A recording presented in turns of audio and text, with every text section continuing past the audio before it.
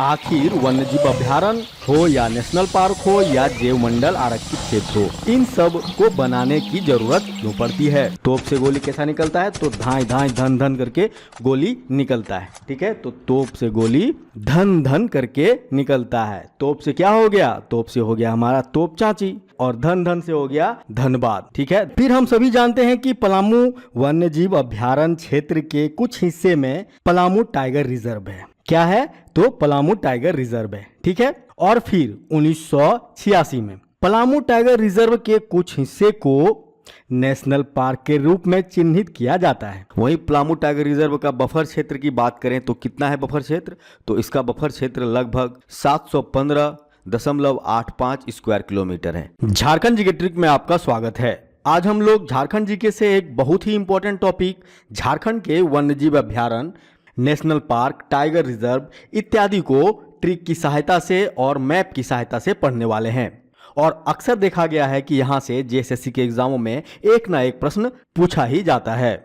मैंने वीडियो के अंत में जेएसएससी में जितने भी प्रश्न पूछे गए हों इस टॉपिक से, उन सारे प्रश्नों को रखा है, तो प्लीज आप वीडियो को पूरा देखें। तो चलिए हम लोग झारखंड के वन्यजीव अभ्यारण्य को पढ़ते हैं। झारखंड के वन्यजीव अभ्यारण्य को पढ़ने से पहले हम लोग शॉर्टकट में यह जान लेते हैं कि आखिर वन्यजीव अभ्यारण्य हो या नेशनल पार्क हो या जैव मंडल आरक्षित क्षेत्र हो, इन सब को बनाने की जरूरत क्यों पड़ती है। ओके, तो इसको हम लोग शॉर्टकट में समझते हैं ताकि सारी चीजें क्लियर हो सके। जैसे कि आप लोगों को पता ही होगा फूड चेन, फूड चेन को आप लोग समझते ही होंगे कि हर जीव जंतु एक दूसरे पे निर्भर रहता है, एक दूसरे पे डिपेंडेंट रहता है।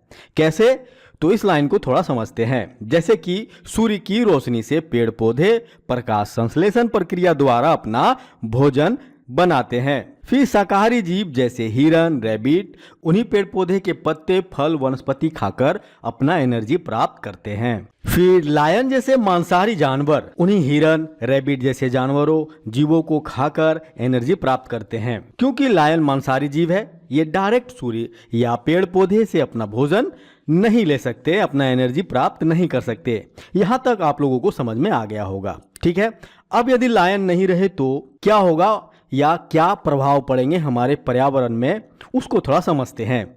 अब जैसे लायन जैसे मांसाहारी जीवों को हटा दिया जाए तो क्या होगा, शाकाहारी जीवों की संख्याओं में वृद्धि देखने को मिल सकती है। वृद्धि इतनी देखने को मिल सकती है कि शाकाहारी जीवों को शाकाहारी खाद्य पदार्थों की भी कमी हो जाएगी, जिससे क्या होगा, शाकाहारी जानवर क्या होंगे, विलुप्त होने लगेंगे, भूखे मरने लगेंगे। ठीक है, अगर मांसाहारी जीवों को हटा दिया जाए तो क्या होगा, शाकाहारी जीवों की संख्या में वृद्धि हो जाएगी और शाकाहारी खाद्य पदार्थों की भी कमी होने लगेगी, शॉर्टेज पड़ने लगेंगे, जिससे क्या होगा, आपस में ये शाकाहारी खाद्य पदार्थों के लिए स्ट्रगल करने लगेंगे और भूखे मरने लगेंगे। ठीक है, इसका बेस्ट एग्जाम्पल हमें देखने को मिलता है ऑस्ट्रेलिया देश में। एक बार कैक्टस इतना बढ़ गया था कि वहां के लोगों को अपना घर छोड़ भागना पड़ गया था, क्योंकि कैक्टस को खाने वाला जीव वहां पे विलुप्त हो गए थे, नहीं थे, जिससे क्या हो गया था, कैक्टस की संख्याओं में वृद्धि हो गई थी। ठीक है, तो हम कह सकते हैं कि हर जीव जंतु एक दूसरे पे निर्भर है, डिपेंडेंट है। इसीलिए सभी जीव जंतु पेड़ पौधे को संतुलित में रहना हमारे पर्यावरण के लिए इम्पोर्टेंट है, ताकि इन्वायरमेंट के साइकिल को चलाया जा सके।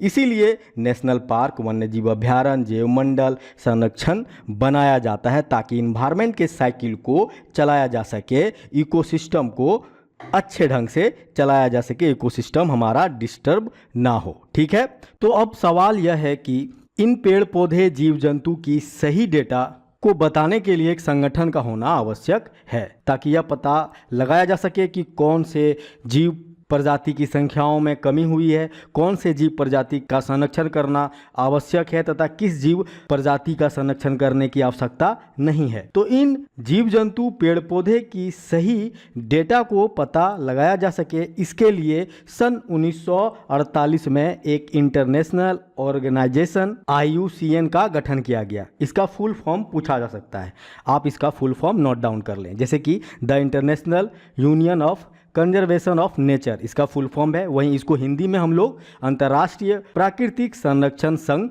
कहते हैं। ठीक है, यह क्या है? तो यह दुनिया की प्राकृतिक स्थिति को संरक्षित करने के लिए एक वैश्विक प्राधिकरण है जिसकी स्थापना वर्ष 1948 में की गई थी। इसका मुख्यालय स्विट्जरलैंड में है। ठीक है। IUCN द्वारा जारी की जाने वाली लाल सूची दुनिया की सबसे व्यापक सूची है जिसमें पौधों और जानवरों की प्रजातियों की वैश्विक संरक्षण की स्थिति को दर्शाता है। इसे जैविक विविधता की स्थिति जानने के लिए सबसे उत्तम स्रोत माना गया है। तो यहाँ तक हम लोगों ने बेसिक जानकारी प्राप्त की। अब हम लोग आगे थोड़ा बहुत डिफरेंस राष्ट्रीय उद्यान और वन्यजीव अभयारण्य और जैव मंडल आरक्षित क्षेत्र में समझेंगे। ठीक है। जैसे कि राष्ट्रीय उद्यान यानी कि नेशनल पार्क। नेशनल पार्क में मानव की गतिविधियों की अनुमति नहीं दी जाती है। ठीक है। नेशनल पार्क संरक्षण के लिए इसे दो भागों में बांटा जाता है। पहला भाग कोर क्षेत्र होता है, वहीं दूसरा भाग बफर क्षेत्र होता है। ठीक है। आगे मैं कोर और बफर क्षेत्र को विस्तार रूप से समझाऊंगा। ठीक है। वहीं राष्ट्रीय उद्यान में सभी जीव जंतु, पेड़ पौधे, वनस्पति का संरक्षण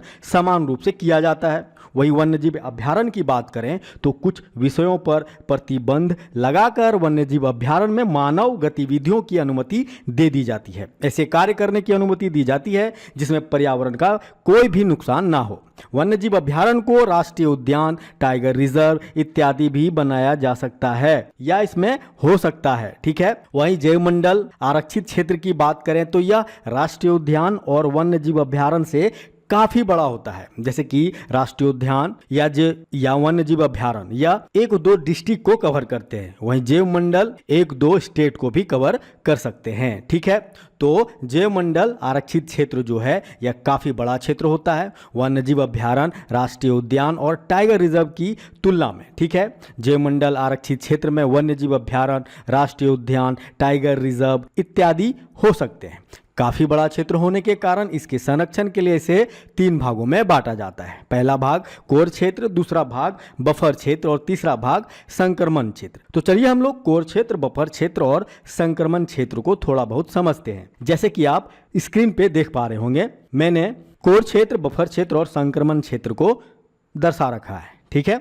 वहीं अगर संक्रमण क्षेत्र की बात करें तो इस क्षेत्र में कई मानवीय गतिविधियों को कर सकते हैं या अनुमति दी जाती है, जैसे बस्तियां को बसाना, फसल को उगाना, पशुओं को चराना इत्यादि। ठीक है। वहीं अगर बफर क्षेत्र की बात करें तो सीमित मानवीय गतिविधियों की अनुमति दी जाती है इसमें। जैसे नेशनल पार्क का बफर क्षेत्र है तो वहां आप नेशनल पार्क के बफर क्षेत्र में घूम सकते हैं। ठीक है। सफारी कर सकते हैं अनुमति लेके, परंतु नेशनल पार्क के कोर क्षेत्र में आप प्रवेश भी नहीं कर सकते हैं। ठीक है। उसी प्रकार अगर टाइगर रिजर्व है तो उसके बफर क्षेत्र में थोड़ा और अनुमति मिलती है नेशनल पार्क की तुलना में। वहीं जैव मंडल के बफर क्षेत्र में थोड़ा मानवीय गतिविधियों की अनुमति और मिलती है टाइगर रिजर्व की तुलना में। ओके। तो वहीं कोर क्षेत्र की बात करें तो वहां पे मानवीय गतिविधियों में रोक होती है। ठीक है। आप इतना समझें कि संक्रमण क्षेत्र में बहुत ज़्यादा छूट दिया जाता है, बफर क्षेत्र में संक्रमण क्षेत्र से थोड़ा कम छूट दिया जाता है और कोर क्षेत्र में ना के बराबर रहता है, यानी कि कोर क्षेत्र में कोई भी मानवीय गतिविधियों को हम लोग नहीं कर सकते। ठीक है। जैसे कि आप यहाँ पे देख पा रहे होंगे जैव मंडल आरक्षित क्षेत्र। जैव मंडल आरक्षित क्षेत्र के अंदर आप देख पा रहे होंगे वन्यजीव अभयारण्य को, और वन्यजीव अभयारण्य के अंदर आप देख पा रहे होंगे टाइगर रिजर्व, राष्ट्रीय उद्यान। ठीक है। तो जैव मंडल आरक्षित क्षेत्र के अंदर क्या हो सकता है? तो वन्यजीव अभयारण्य, और वन्यजीव अभयारण्य के अंदर क्या हो सकता है? तो टाइगर रिजर्व, नेशनल पार्क, हाथी रिजर्व, भेड़िया रिजर्व इत्यादि हो सकते हैं। ठीक है। एरिया बड़ा छोटा हो सकता है, जैसे कि राष्ट्रीय उद्यान कभी किसी वन्यजीव अभयारण्य से बड़ा हो सकता है तो टाइगर रिजर्व भी कभी किसी वन्यजीव अभयारण्य से बड़ा हो सकता है। ठीक है। एरिया पे आपको नहीं जाना है। ठीक है। यहाँ पे समझना यह है कि जैव मंडल आरक्षित क्षेत्र का एक हिस्सा वन्यजीव अभयारण्य बनाया जा सकता है। ठीक है। वहीं वन्यजीव अभयारण्य का एक हिस्सा में टाइगर रिजर्व भी हो सकते हैं या टाइगर रिजर्व भी बनाया जा सकता है। ठीक है। वहीं वन्यजीव अभयारण्य के एक हिस्से में राष्ट्रीय उद्यान को भी बनाया जा सकता है, राष्ट्रीय उद्यान को भी स्थापित किया जा सकता है। क्लियर है? तो चलिए अब हम लोग झारखंड जैसे सीजीएल एग्जाम ओरिएंटेड बातें को याद करते हैं ट्रिक से। कि कौन सा वन्यजीव अभयारण्य कब बना है, इसका एरिया कितना है, किस जिला में है, इत्यादि सारी बातों को हम लोग ट्रिक और मैप की सहायता से याद करेंगे। ठीक है, जैसे कि हमें पता है कि झारखंड में 11 वन्यजीव अभयारण्य, एक नेशनल पार्क, एक टाइगर रिजर्व, एक एलिफेंट रिजर्व स्थित हैं। ठीक है, तो पहले हम लोग झारखंड के वन्यजीव अभयारण्यों को पढ़ेंगे। ठीक है, जैसे कि पलामू वन्यजीव अभयारण्य। ठीक है, पलामू वन्यजीव अभयारण्य को समझने से पहले हम लोग झारखंड के मैप को समझ लेते हैं, यानी कि पलामू के मैप को समझते हैं। जैसे जब पलामू का विभाजन नहीं हुआ था, मतलब पलामू जिला से ही लातेहार जिला का गठन हुआ है 2001 में, उससे पहले पलामू बड़ा एरिया हुआ करता था। ठीक है, तब पलामू में ही वन्यजीव अभयारण्य की स्थापना की जाती है। ठीक है, पलामू जिला में होने के कारण इसका नाम क्या रखा जाता है, तो पलामू वन्यजीव अभयारण्य। यहाँ तक ठीक है। फिर हम सभी जानते हैं कि पलामू वन्यजीव अभयारण्य क्षेत्र के कुछ हिस्से में पलामू टाइगर रिजर्व है।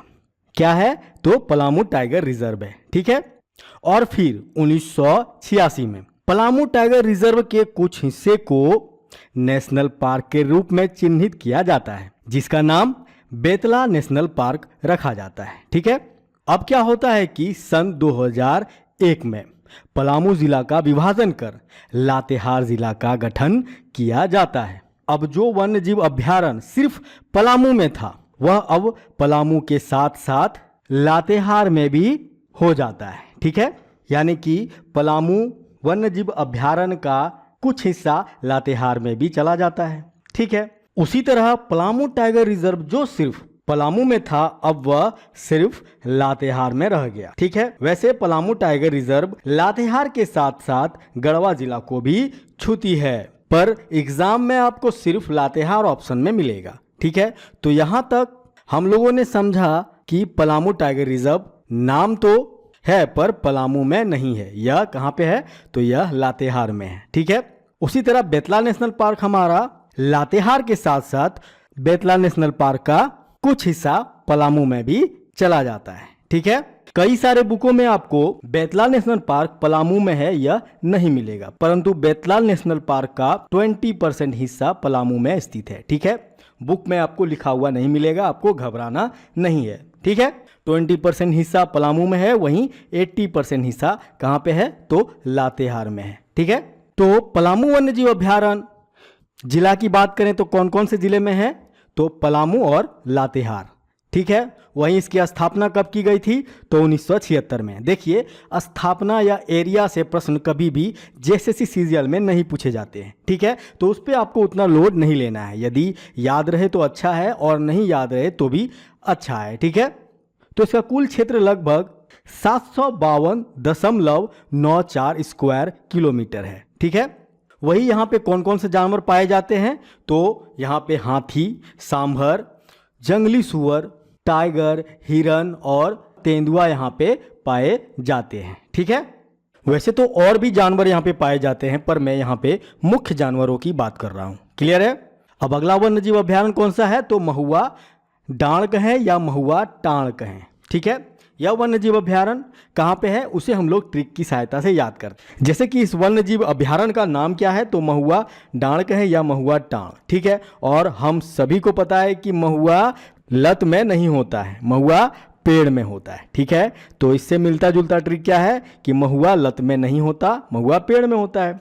वहीं महुआ हमारा कैसा साउंड कर रहा है, तो महुआ टांड़, और लत से हो जा रहा है लातेहार। ठीक है, यानी कि महुआ डांड़ या महुआ टांड़ वन्यजीव अभयारण्य कहाँ पे स्थित है, तो लातेहार जिला में स्थित है। ठीक है, और इसकी स्थापना कब की गई थी, तो इसकी स्थापना सन 1976 में की गई थी। हम लोग लास्ट में स्थापना के डेट को भी याद करेंगे। ठीक है, घबराना नहीं है। ठीक है, तो इसकी स्थापना 1976 में की गई थी।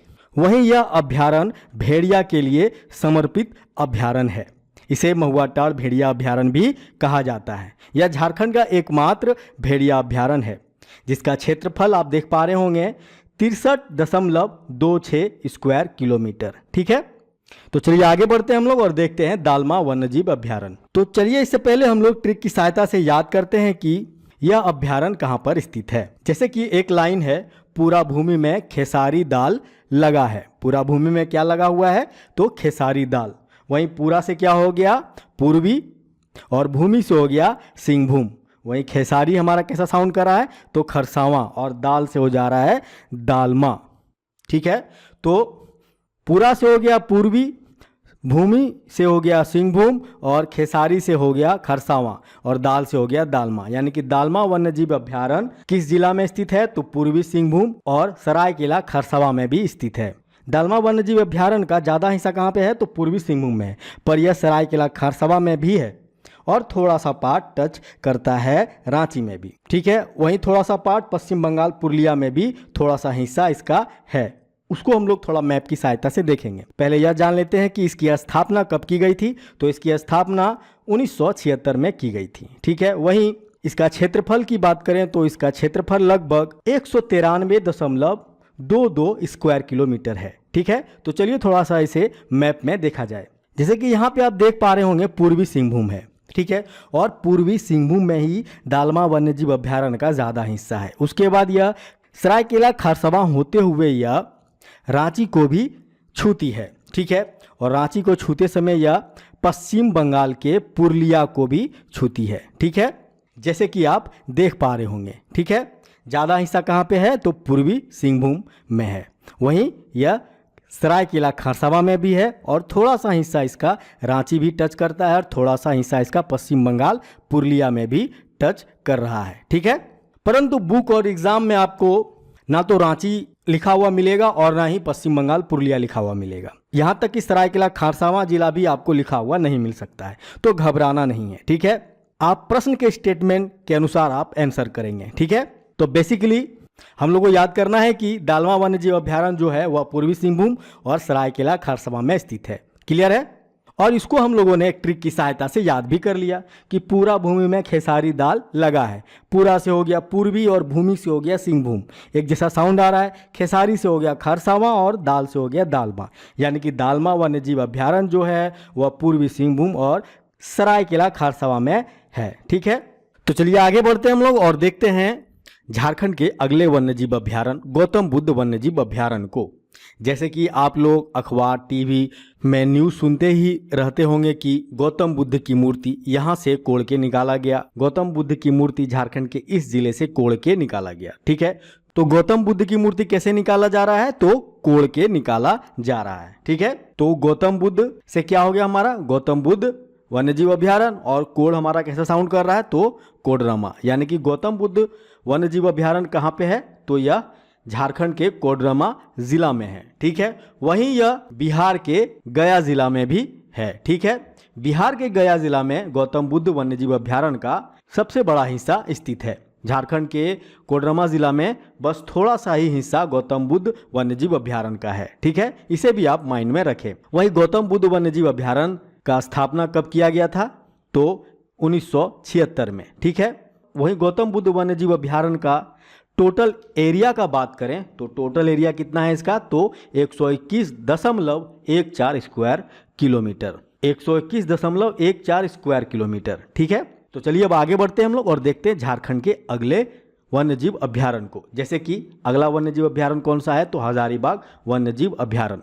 नाम से ही पता चल रहा है कि यह कहाँ पर स्थित होगा, तो हजारीबाग जिले में। ठीक है, वहीं इस वन्यजीव अभ्यारण्य की स्थापना कब की गई थी, तो 1976 में। क्लियर है, वहीं हजारीबाग वन्यजीव अभ्यारण्य का टोटल एरिया कितना है, तो इसका टोटल एरिया 186.25 स्क्वायर किलोमीटर है। ठीक है, इससे बस इतना ही। ठीक है, तो चलिए आगे बढ़ते हैं हम लोग और देखते हैं झारखंड के अगले वन्यजीव अभ्यारण्य। अगला वन्यजीव अभ्यारण्य कौन सा है, तो लावालौंग वन्यजीव अभ्यारण्य। ठीक है, इसे हम लोग कैसे याद रखेंगे, तो जैसे कि नाम क्या है इसका, लावा। नाम है इसका लावा, और हम लोग जानते हैं कि लावा कैसे फूटता है, तो चतर चतर करके साउंड आता है लावा फूटते समय। ठीक है, धान का लावा आप लोगों ने फूटते तो सुना ही होगा, साउंड कैसे आता है उसका, तो चट चट चतर चतर आता है। ठीक है, यानी कि लावा कैसे फूटता है, तो चतर चतर करके फूटता है। तो लावा से क्या हो जा रहा है, लावा लौंग, और चतर चतर से हो जा रहा है चतरा। ठीक है, तो लावा लौंग वन्यजीव अभ्यारण्य कहाँ पे स्थित है, तो यह चतरा जिला में है। ठीक है, इसकी स्थापना कब की गई थी, तो इसकी स्थापना 1978 में की गई थी। वहीं इस वन्यजीव अभ्यारण्य का टोटल एरिया कितना है, तो इस वन्यजीव अभ्यारण्य का टोटल एरिया 211.03 स्क्वायर किलोमीटर है। ठीक है, तो चलिए आगे बढ़ते हैं हम लोग और देखते हैं झारखंड के अगले वन्यजीव अभ्यारण्य को। अगला वन्यजीव अभ्यारण्य कौन सा है? तो तोप चांची वन्यजीव अभ्यारण्य। नाम क्या है इसका? तोप। ठीक है, और हम लोग जानते हैं तोप से गोली कैसा निकलता है? धाई धाई करके निकलता है। तोप से गोली कैसा निकलता है? तो धाई धाई धन धन करके गोली निकलता है। ठीक है, तो तोप से गोली धन धन करके निकलता है। तोप से क्या हो गया? तोप से हो गया हमारा तोप चांची, और धन धन से हो गया धनबाद। ठीक है, धन धन हमारा कैसे साउंड कर रहा है? तो धनबाद जैसा। यानी कि तोप चांची वन्यजीव अभ्यारण्य कहाँ पे स्थित है? तो धनबाद जिले में स्थित है। ठीक है, इसकी स्थापना कब की गई थी? तो इसकी स्थापना 1978 में की गई थी। ठीक है, वहीं तोप चांची वन्यजीव अभ्यारण्य के अंदर हरी पहाड़ी झील भी स्थित है। इसे भी आप माइंड में याद रखें। ठीक है, वहीं इस वन्यजीव अभ्यारण्य का एरिया कितना है? तो इस वन्यजीव अभ्यारण्य का टोटल एरिया हो जाता है हमारा 12.82 स्क्वायर किलोमीटर। ठीक है, तो अब हम लोग 1976 और 1978 में जितने भी वन्यजीव अभ्यारण्य स्थापित हुए थे, चिन्हित किए गए थे, उसे ट्रिक की सहायता से याद करते हैं। तो जैसे कि इससे रिलेटेड ट्रिक है कि 1976 में जो भी पीएचडी करता था उसे जीएम बना दिया जाता था। 1976 में पीएचडी करने वाले को जीएम बना दिया जाता था। ठीक है, तो पी से क्या हो गया हमारा? पी से हो गया पलामू वन्यजीव अभ्यारण्य, एस से हो गया हजारीबाग वन्यजीव अभ्यारण्य, डी से हो गया दालमा वन्यजीव अभ्यारण्य, और जी से क्या हो गया हमारा? गौतम बुद्ध वन्यजीव अभ्यारण्य। एम से क्या हो गया हमारा? तो महुआ डांड वन्यजीव अभ्यारण्य। ठीक है, तो याद क्या रखना है कि 1976 में पीएचडी करने वाले को जीएम बना दिया जाता था। 1976 में पीएचडी करने वाले को क्या बना दिया जाता था? तो जीएम बना दिया जाता था। P4 पलामू वन्यजीव अभ्यारण्य, H4 हजारीबाग वन्यजीव अभ्यारण्य, डी से क्या हो गया? दालमा वन्यजीव अभ्यारण्य, जी से हो गया गौतम बुद्ध वन्यजीव अभ्यारण्य, और एम से हो गया महुआ टाण वन्यजीव अभ्यारण्य। ये सब कब बनाए गए थे? तो 1976 में। ठीक है, अब क्या होता है कि 2 वर्ष बाद यानी कि 1978 में क्या होता है? थोड़ा सिनेरियो चेंज हो जाता है। अब लॉ में टॉप करने वाले को जीएम बनाया जाता है। लॉ में टॉप करने वाले जीएम को बनाया जाता है। लॉ से क्या हो गया हमारा? लावालोंग वन्यजीव अभ्यारण्य, और टॉप हमारा कैसे साउंड कर रहा है? तो तोप चांची वन्यजीव अभ्यारण्य। यानी कि लावालोंग वन्यजीव अभ्यारण्य और तोप चांची वन्यजीव अभ्यारण्य कब स्थापित किए गए थे? तो 1978 में। ठीक है, शुरू से एक बार ट्रिक क्या था कि 1976 में पीएचडी करने वाले जीएम बन जाते थे। ठीक है, पी से हो जा रहा था पलामू वन्यजीव अभ्यारण्य, एच से हो जा रहा था हजारीबाग वन्यजीव अभ्यारण्य, डी से हो जा रहा था दालमा वन्यजीव अभ्यारण्य, और जी से हो जा रहा था गौतम बुद्ध वन्यजीव अभ्यारण्य, वहीं एम से हो जा रहा था महुआ डांड वन्यजीव अभ्यारण्य। ये सारे अभ्यारण्य 1976 में स्थापित किए गए थे। वहीं क्या हो गया कि 2 साल बाद यानी कि 2 वर्ष बाद यानी कि 1978 में लॉ में टॉपर को जीएम बनाया जाने लगा। तो लॉ फॉर क्या हो गया? लावालोंग वन्यजीव अभ्यारण्य, और टॉप से क्या हो गया? तोप चांची, यानी कि लावालोंग वन्यजीव अभ्यारण्य और तोप चांची वन्यजीव अभ्यारण्य कब स्थापित किए गए थे? तो 1978 में। ठीक है, 7 वन्यजीव अभ्यारण्य को याद कर लिया। अब बचा कितना? तो 4। तो 4 को आप लोग इसी तरह याद कर सकते हैं। ठीक है, उसके बाद हम लोग टाइगर रिजर्व पढ़ेंगे, उसके बाद हम लोग एलिफेंट रिजर्व पढ़ेंगे, उसके बाद हम लोग नेशनल पार्क पढ़ेंगे। ठीक है, तो चलिए उन बचे हुए 4 वन्यजीव अभ्यारण्य को एक एक करके पढ़ते हैं और उसे याद करते हैं। ठीक है, अगला वन्यजीव अभ्यारण्य कौन सा है? तो कोडरमा वन्यजीव अभ्यारण्य। यह वन्यजीव अभ्यारण्य कहाँ पे स्थित होगा? तो जैसे कि नाम से ही पता चल रहा है कोडरमा, यानी कि यह वन्यजीव अभ्यारण्य कोडरमा जिले में स्थित है। ठीक है, इसकी स्थापना कब की गई थी? तो इसकी स्थापना सन 1985 में की गई थी। वहीं इसका कुल एरिया कितना है? तो इसका कुल एरिया लगभग 177.35 स्क्वायर किलोमीटर है। ठीक है, तो चलिए अब आगे बढ़ते हैं हम लोग और देखते हैं झारखंड के अगले वन्यजीव अभ्यारण्य को। अगला वन्यजीव अभ्यारण्य कौन सा है? तो पालकोट वन्यजीव अभ्यारण्य। ठीक है, तो पालकोट वन्यजीव अभ्यारण्य कहाँ पे स्थित है? पहले हम लोग उसे ट्रिक की सहायता से याद करते हैं। ठीक है, तो जैसे कि एक पाल नाम का लड़का था और उसका सिम उसके खुद के कोट में ही गुम हो गया था। उसका सिम उसके खुद के कोट में ही गुम हो गया था। तो इससे रिलेटेड ट्रिक क्या है कि पाल का कोट में सिम गुम हो गया। पाल का कोट में क्या हो गया? सिम गुम हो गया। जैसे कि आप देख पा रहे होंगे पाल कोट भी पहना हुआ है। ठीक है, तो पाल का कोट में सिम गुम हो गया। वहीं पाल का कोट से क्या हो जा रहा है? तो पाल कोट, और सिम से हो जा रहा है सिमडेगा, और गुम हमारा साउंड कर रहा है गुमला। यानी कि पालकोट वन्यजीव अभ्यारण्य कहाँ पे स्थित है? तो झारखंड के यह गुमला और सिमडेगा जिला में स्थित है। ठीक है, कई सारे बुकों में आपको सिमडेगा जिला नहीं दिया हुआ रहेगा, घबराना नहीं है, मैं इसे आपको मैप की सहायता से थोड़ा समझा दूंगा। ठीक है, तो इसकी स्थापना कब की गई थी? तो इसकी स्थापना 1990 में की गई थी। वहीं इसका टोटल एरिया कितना है? तो इस पालकोट वन्यजीव अभयारण्य का टोटल एरिया 182.83 स्क्वायर किलोमीटर है। ठीक है, तो चलिए थोड़ा पालकोट वन्यजीव अभयारण्य को मैप में देखते हैं। जैसे कि यहाँ पे आप देख पा रहे होंगे गुमला, ठीक है, और इसी गुमला में पालकोट वन्यजीव अभयारण्य 1990 में स्थापित किया जाता है, चिन्हित किया जाता है। कौन सा वन्यजीव अभयारण्य? तो पालकोट वन्यजीव अभयारण्य। और हम सभी को पता है कि गुमला जिला का विभाजन कर कौन सा जिला बनाया गया था? तो सिमडेगा जिला बनाया गया था। कब? तो 2001 में। ठीक है, और पालकोट वन्यजीव अभयारण्य कब बना या कब चिन्हित किया गया था? तो 1990 में। ठीक है, तो इसीलिए कई सारे बुक जो है अभी भी गुमला लेके ही चलता है, परंतु ये है कहाँ?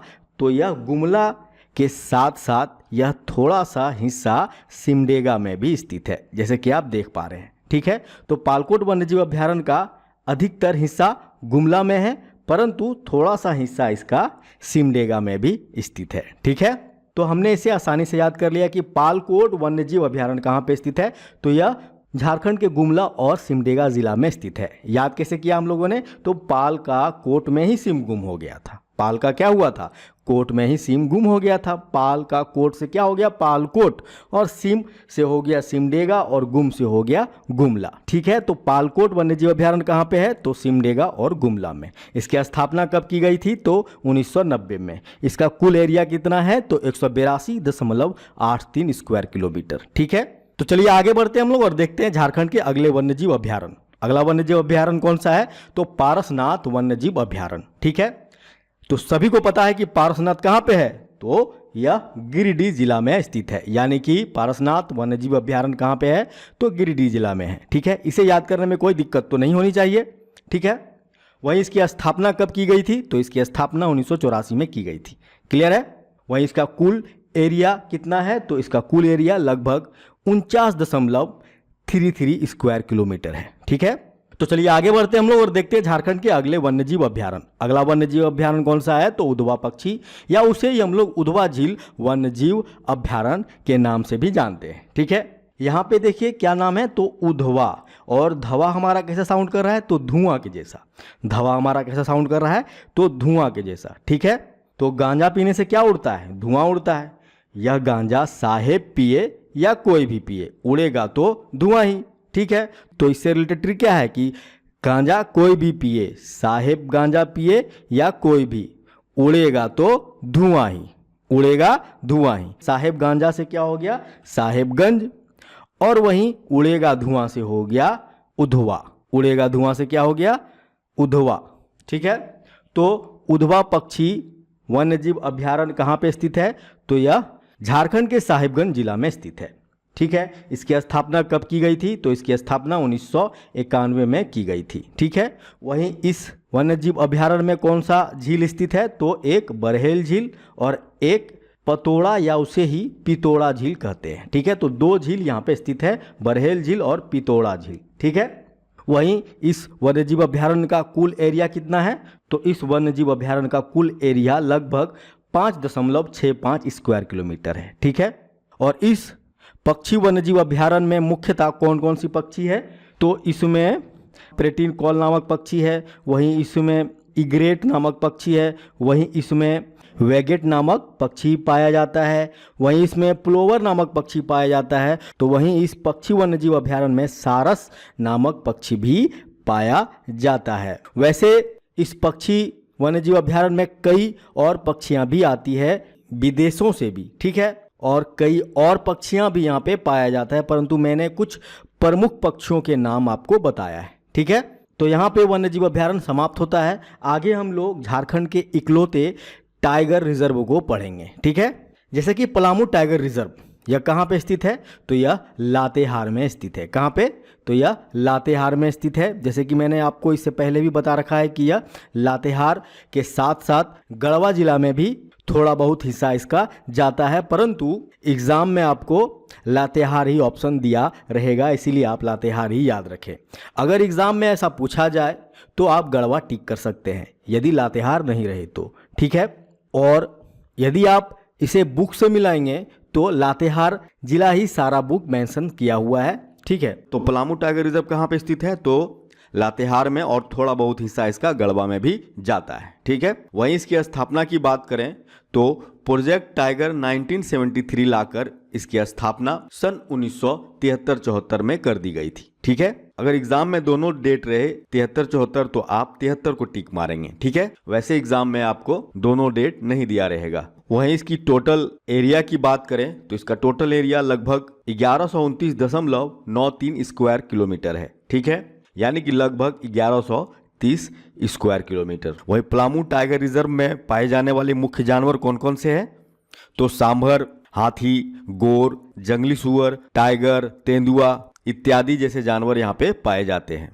वहीं पलामू टाइगर रिजर्व का बफर क्षेत्र की बात करें तो कितना है बफर क्षेत्र, तो इसका बफर क्षेत्र लगभग 715.85 स्क्वायर किलोमीटर है, ठीक है। वहीं पलामू टाइगर रिजर्व का कोर क्षेत्र की बात करें तो इसका कोर क्षेत्र 414.08 स्क्वायर किलोमीटर है। क्लियर है।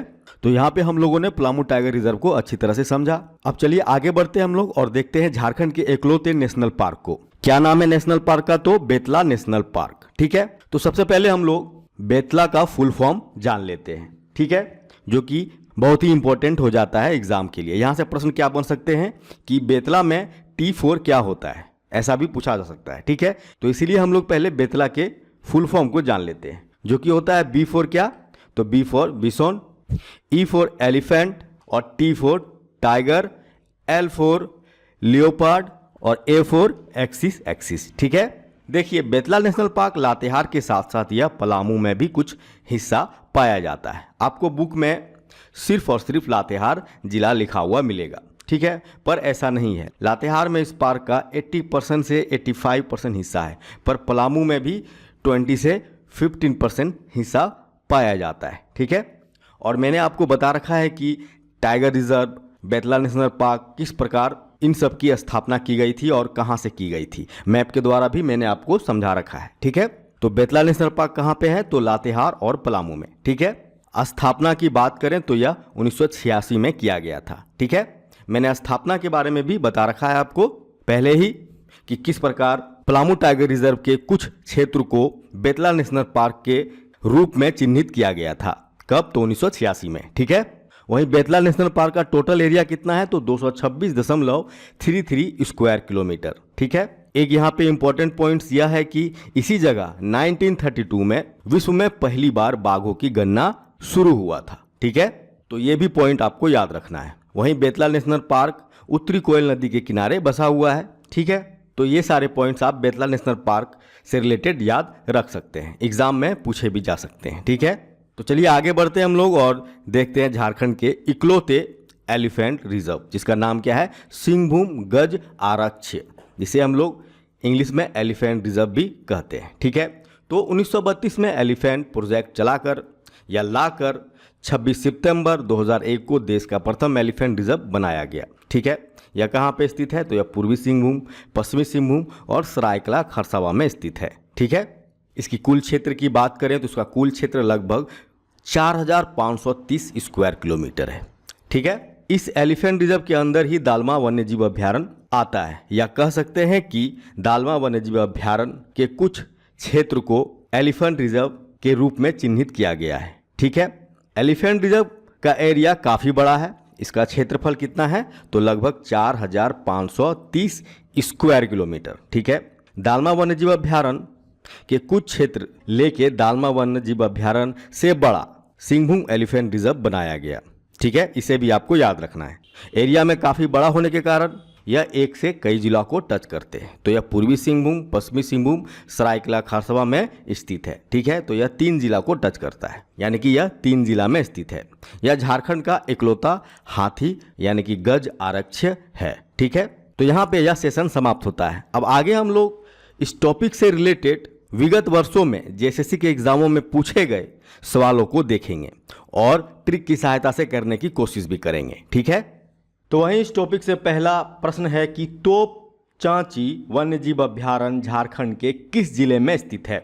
यह प्रश्न राजकीय उच्च विद्यालय शिक्षक नियुक्ति परीक्षा 2012 में पूछा जा चुका है। ठीक है, तो ऑप्शन 4 दिए गए हैं, चतरा, हजारीबाग, धनबाद, इनमें से कोई नहीं। ठीक है, तो हम लोग इस प्रश्न को नाम से ही करेंगे। जैसे कि इसका नाम क्या है, तोप, और हम लोग जानते हैं तोप से गोली कैसे निकलता है, तोप से गोली धन धन निकलता है। वहीं धन धन हमारा कैसा साउंड कर रहा है, तो धन धन हमारा साउंड कर रहा है धनबाद के जैसा। तो ऑप्शन क्या हो जाएगा हमारा, ऑप्शन सी।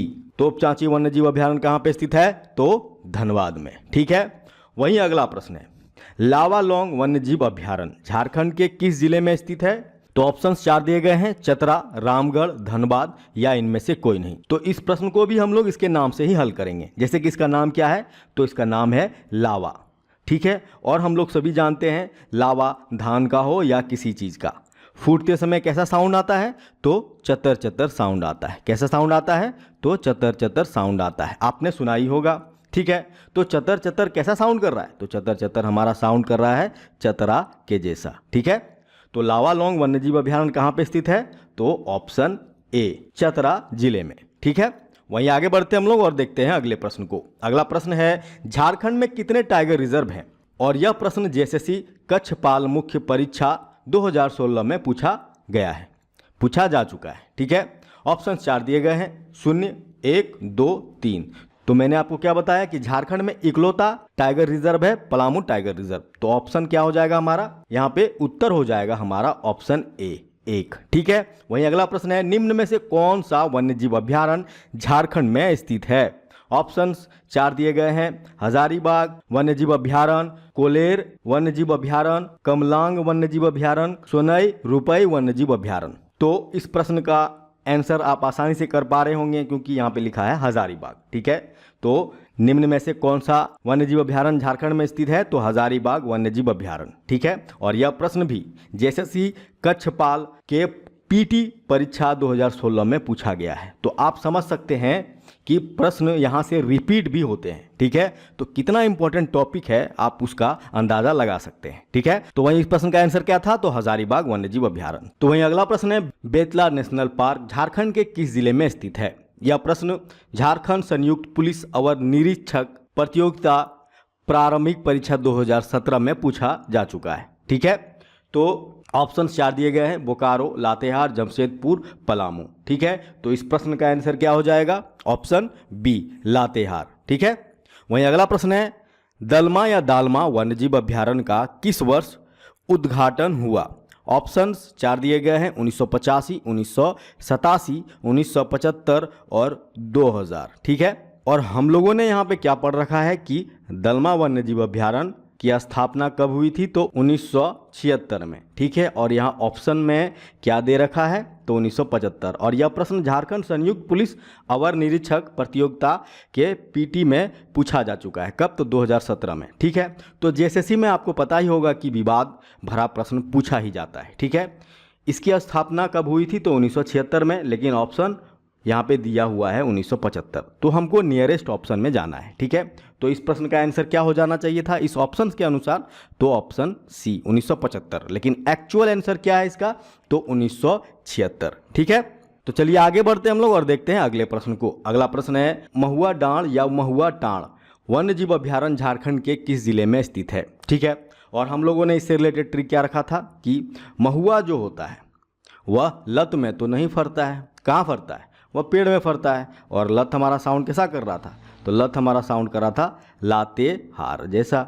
तो इस प्रश्न का आंसर क्या हो जाएगा, ऑप्शन डी, कहाँ पे है, तो लातेहार में स्थित है। ठीक है, वहीं अगला प्रश्न क्या है, गौतम बुद्ध वन्यजीव अभ्यारण्य झारखंड के किस जिले में स्थित है। ऑप्शन 4 दिए गए हैं, कोडरमा, हजारीबाग, धनबाद, लातेहार। ठीक है, और यह प्रश्न भी कई बार जेएसएससी के एग्जामों में रिपीट किया जा चुका है। ठीक है, तो गौतम बुद्ध वन्यजीव अभ्यारण्य से रिलेटेड हम लोगों ने ट्रिक क्या याद रखा था कि गौतम बुद्ध की प्रतिमा को हम लोग कैसे निकाल रहे हैं, तो हम लोग गौतम बुद्ध की प्रतिमा को कोड़कर निकाल रहे हैं या कोड़कर निकाला जा रहा है। ठीक है। तो कोड़कर हमारा साउंड कैसा कर रहा है, तो कोड़कर हमारा साउंड कर रहा है कोडरमा। कैसा कर रहा है, तो कोडरमा। तो ऑप्शन यहाँ पे कोडरमा कहाँ पे है, तो ऑप्शन ए। तो गौतम बुद्ध वन्यजीव अभयारण्य कहाँ पे स्थित है, तो कोडरमा जिला में। ठीक है, तो चलिए आगे बढ़ते हैं हम लोग और देखते हैं अगले प्रश्न को। अगला प्रश्न है पालकोट वन्यजीव अभयारण्य झारखंड के किस जिले में स्थित है। ठीक है, और इसका नाम क्या है, पालकोट। और हमें पता है कि पाल नाम का जो लड़का था उसका सिम गुम हो गया था। सिम क्या हुआ था, गुम हो गया था। ठीक है, कहाँ पे, तो कोट में। ठीक है, तो पाल और कोट से क्या हो जा रहा था, पालकोट हो जा रहा था। क्या हो जा रहा था, पालकोट। और सिम से हो जा रहा था सिम डेगा। क्या हो जा रहा था, सिम डेगा। और गुम से हो जा रहा था गुमला। ठीक है, तो यह वन्यजीव अभयारण्य कहाँ पे स्थित है, तो सिमडेगा और गुमला में। ठीक है, ऑप्शन हमारा क्या हो जाएगा, ऑप्शन बी, सिमडेगा और गुमला। वहीं अगला प्रश्न है पलामू वन्यजीव अभयारण्य का स्थापना वर्ष क्या है। ऑप्शंस 4 दिए गए हैं, 1985, 1987, 1976, 2000। तो इससे रिलेटेड भी हम लोगों ने ट्रिक क्या याद रखा है कि जो भी 1976 में पीएचडी करता था वह क्या बनता था, तो वह जीएम बनता था। ठीक है, वहीं P4 क्या हो जा रहा था, P4 हो जा रहा था पलामू। P4 पलामू हो जा रहा था। तो पलामू वन्यजीव अभयारण्य कब बना या कब स्थापना हुई इसकी, तो 1976 में। ठीक है, तो ऑप्शन क्या हो जाएगा हमारा, ऑप्शन सी, 1976। ठीक है, तो दोस्तों यहाँ पे यह वीडियो समाप्त होता है। अगर आपको यह वीडियो अच्छा लगा हो तो प्लीज़ लाइक करें, सब्सक्राइब करें। जय हिंद, जय झारखंड।